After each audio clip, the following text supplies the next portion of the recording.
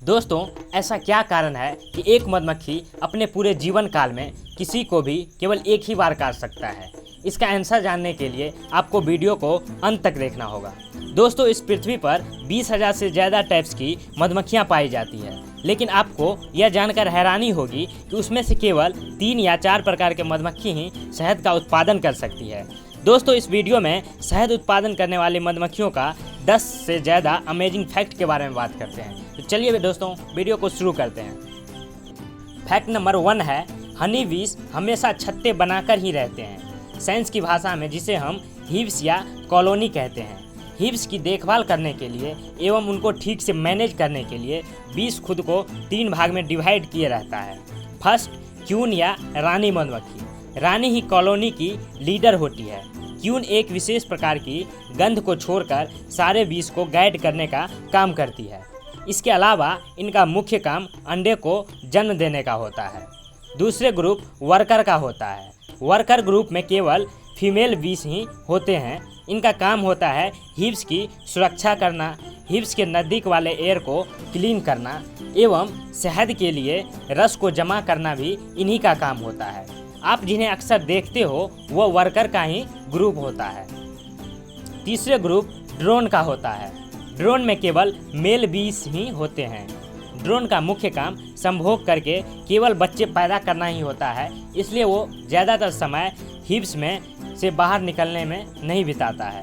Fact number 2 है, एक मधुमक्खी अपने आकार से 3 गुना ज़्यादा शहद जमा करती है अपने पूरे जीवन काल में।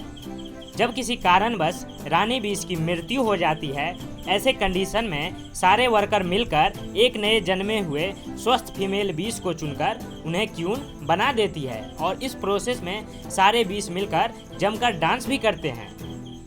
एक बीज 25 किलोमीटर प्रति घंटा की स्पीड से उड़ते हैं। इस दौरान 1 सेकेंड में वह लगभग 200 बार पंख को हिलाते हैं। एक हनी भी 5 से 6 वीक तक जिंदा रहते हैं और अपने पूरे जीवन काल में एक बीज 1 चम्मच शहद का 1/6 भाग जमा करता है। लेकिन आपको यह जानकर हैरानी होगी कि क्यून बीज 5 साल तक जिंदा रह सकती है। क्यून भी एक दिन में लगभग 2500 नए अंडे को जन्म देती है और यह संख्या ठंडी के मौसम में और बढ़ जाती है।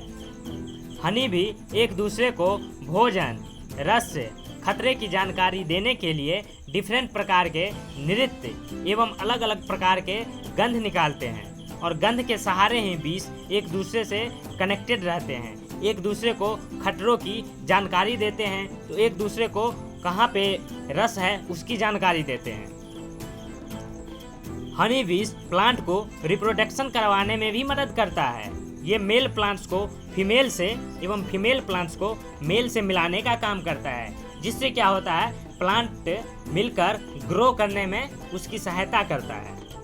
लेकिन हम लोगों के लिए ये बहुत दुख की बात है कि इतनी कीमती शहद उत्पन्न करने वाला बीज की संख्या दिनों दिन कम होती ही जा रही है। लेकिन सोचने वाली बात तो यह है कि इसका कोई फिक्स कारण अभी तक पता नहीं चल पाया है। अब बात करते हैं कि अगर बीज हमारे शरीर पे काटते हैं तो हम पे क्या इफेक्ट पड़ते हैं। बीज जब हमारे शरीर पे काटते हैं तो हमारे शरीर में अपने स्टिक से प्रोटीन छोड़ देते हैं और उसी प्रोटीन के कारण हमें कुछ देर तक पेन भी होता है एवं स्किन भी काले हो जाते हैं। लेकिन 1-2 घंटे बाद सब कुछ नॉर्मल हो जाता है। बट यह जानकर आपको हैरानी होगी कि बीज जब किसी को काटता है तो काटने के कुछ टाइम बाद ही उनकी डेथ हो जाती है, क्योंकि जब वह स्टिक हमारे शरीर पे चुभते हैं तब वह टूट जाता है और विदाउट स्टिक के बीज खुद को इस लाइफ में सरवाइव ही नहीं कर पाते हैं। इसी कारण उनकी डेथ हो जाती है।